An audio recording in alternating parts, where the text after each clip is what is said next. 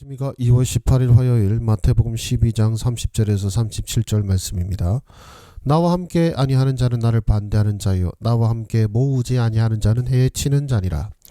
그러므로 내가 너희에게 이르노니 사람에 대한 모든 죄와 모독은 사심을 얻되 성령을 모독하는 것은 사심을 얻지 못하겠고, 또 누구든지 말로 인자를 거역하면 사심을 얻되 누구든지 말로 성령을 거역하면 이 세상과 오는 세상에서도 사심을 얻지 못하리라.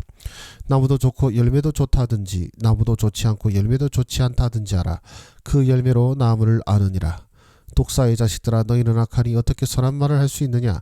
이런 마음에 가득한 것을 입으로 말함이라.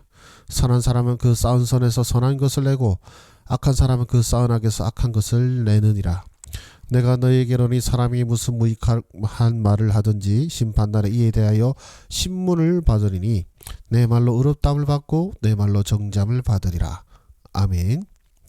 예수님께서는 성령을 모독하는 죄는 용서받지 못한다고 말씀하셨습니다. 사람의 말과 행동은 그 마음에서 나오고 선한 사람은 선을, 악한 사람은 악을 드러내게 됩니다. 그렇게 심판날에는 사람이 한 그 무익한 말로 인해 의롭다함을 받거나 정죄를 받게 될 것임을 말씀하고 있습니다. 그럼 잠깐 정지하시고 묵상하도록 하겠습니다. 하나님은 어떤 분이십니까? 성령을 거부하는 자는 용서치 않으시는 분이십니다. 네, 사람에 대한 모든 죄와 모독, 그리고 말로 인자를 거역하는 것조차도 사심을 얻지만 성령을 거역하거나 성령을 모독하는 것은 사심을 얻지 못한다라고 말씀하십니다. 즉 용서받지 못하는 죄가 있는데 그게 성령 모독죄라는 것이죠. 자, 이게 무슨 죄를 말하는 걸까요? 무엇이 성령을 거역하는 것이고 성령을 모독하는 것일까요? 바리새인들을 보시면 잘 알 수가 있습니다. 그들은 자신들의 양심이 외치는 소리, 그들이 알고 있는 그 말씀이 그들에게 바르게 말씀하고 있고 또 눈으로 그 증거를 보았음에도 불구하고 그들은 기어코 주님을 거부하는 사람들입니다. 말씀을 몰랐다, 성경을 몰랐다, 핑계가 될 수가 없습니다. 눈에 보이는 증거가 없었다, 그것도 핑계가 될 수가 없습니다. 예수님께서는 말씀을 밝히 해석해서 가르치셨고 또한 그분은 그의 삶으로 증거하셨으며 성경도 바로 그 주님을 증거하였습니다. 그러나 그들은 의도적으로 주님이 하신 일들을 폄하하였습니다. 정말로 예수님을 메시아로 인정을 못한다 할지라도 그러나 그 일어난 이 일만큼은 하나님께서 하신 일이라고 찬송을 해야 되는데 뭐라고 얘기합니까? 바알세부를 힘입어서 귀신을 쫓아냈다고 하지 않습니까? 이게 이제 성령을 모독하는 겁니다. 그러니까 설사 인자를 거역하더라도, 즉 예수님은 인정 못하더라도, 예수님을 메시아로 인정을 못하더라도 그 손에 일어난 일은 하나님께서 하신 일임을 인정은 해야 되지 않겠습니까? 그러나 그들은 내심 그걸 인정하면서도 겉으로는 뭐라고 하는 겁니까? 귀신의 왕을 힘입어서 귀신을 쫓아냈다라고 말하는, 바로 그것을 성령 모독죄라고 하는 것입니다. 여러분들은 정말로 여러분의 마음속에서 그것이 하나님의 말씀이요 라고 하는 그런 부르심이 있음에도 불구하고 혹시 억지로 외면하고 억지로 거역하고자 하시는 마음은 없으십니까? 그것이 정말로 위험한 것이 결국 그것이 바리새인의 모습을 나타나게 될 수도 있기 때문에 그렇습니다. 물론 이 묵상에 참여하신 분들 가운데 성령을 모독하는 죄를 범할 분은 없으리라고 생각이 들지만, 그러나 우리 주님께서 성령을 거부하는 자는 용서치 않으신다는 것을 깨닫고 여러분 안에 계신 그 성령께서 주신 그 마음, 바로 예수를 주라 부르시게 하는 그 부르심에 순종하시고 예수를 구주로 모시기를 바랍니다. 또한 오늘 말씀은 내게 무엇을 말씀하십니까? 대적자들은 반대가 목적이다라는 것이죠. 자, 나무도 좋고 열매도 좋다든지 나무도 좋지 않고 열매도 좋지 않다든지 하라. 그 열매로 나무를 아느니라 라는 것이죠. 즉 지금 바리새인들은요, 지금 반대가 목적인 거예요. 예수님이 행하신 일이 명백히 하나님이 하신 일임에도 불구하고 그들은 그게 하나님이 하신 일이라고 인정하지 않습니다. 그러니까 반대하는 게 목적인 겁니다. 정말로 이게 하나님 하신 일인가 아닌가, 예수께서 참 메시아인가 아니신가가 아니라 예수를 반대하는 게 목적이었다는 것입니다.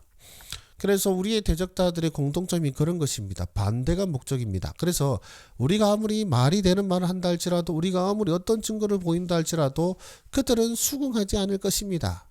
예, 이것이 성령을 모독하는 자의 모습인 것이죠. 또 오늘 말씀은 우리에게 무엇을 말씀하십니까? 말에는 내 마음이 있고 하나님은 그것을 감찰하신다는 것입니다. 자, 사람이 무슨 무익한 말을 하든지 심판날 이에 대해서 신문을 받으려 되어 있는데, 그러니까 무슨 무익한 말, 그러니까 소위 말하는 생각 없는 말이죠. 그냥 무심코 내뱉은 말에 하나님께서 심판하시는데, 왜냐하면 마음에 쌓인 것에 따라 내놓기 때문에 그렇습니다. 악이 쌓인 자는 악한 말을 내놓게 되는 거고, 선이 쌓인 자는 선한 말을 내놓게 돼 있다는 것이죠. 그것이 그냥 뭐랄까 의식하고 또 심사숙고한 말 가운데서 나타난다는 것이 아니라 그냥 생각 없이 내뱉은 그 무익한 말 속에서 나타난다는 것입니다. 즉, 뭐 눈에 뭐밖에 안 보인다는 것처럼 정말로 여러분들이 생각 없이 내뱉는 말이 과연 그것이 어떤 중심에서 나오는 말인지를 잘 살펴보시기 바랍니다. 바로 내 무의식적으로 내뱉은 바로 그 말을 놓고 우리 하나님께서 심판하신다고 하셨으니까요. 내 말로 의롭다함을 받고 내 말로 정잠을 받으리라. 여러분들의 그 마음에 쌓아둔 선이 참으로 충만하여서 여러분의 무의식적인 그 말도 정말로 기쁘고 선하고 아름다운 말들이 되시기를 소망합니다. 그럼 나는 어떻게 살아야 되겠습니까? 마음의 중심을 살피고 그 마음을 통해 나의 행동이 나타나게 하자라는 것입니다. 결국 그 쌓인 것대로 입에서 표출하게 되는 것이고, 바로 그 쌓인 것대로 행동이 나타나게 되는 것입니다. 원망과 불평이 가득 차게 되면 결국 무슨 순간마다 원망과 불평하는 말이 나오게 되겠죠. 그래서 제 마음의 중심을 살피고자 합니다. 과연 나는 지금 이 교회에서 기쁨으로 사역하고 있는가? 나는 지금 목사로서 정말로 기도와 말씀 가운데 있는가? 여러 가지 것들을 돌아보면서 제 자신의 그 마음의 중심을 잘 살피고 그것을 통해 나의 행동이 무의식적인 말과 무의식적인 행동 속에서도 선한 역사가 나타나기를 바라고 소망합니다. 네, 기도하겠습니다.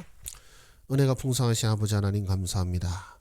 오늘 이 말씀을 통하여서 우리가 어떻게 살아야 할지, 어떤 마음을 품어야 할지, 그 마음이 품은 대로 행동으로 나타난다는 것을 말씀하신 주님, 마음에 주님을 거부하기로 작정하였기에 어떠한 것을 봐도 변하지 않는 바리새인들과 같이 그런 어리석은 자들이 되지 않게 하시고, 주의 말씀에 순종하며 그 순종하는 주의 말씀에 따라서 그 삶으로 나타나는 우리의 삶이 되게 하여 주시옵소서.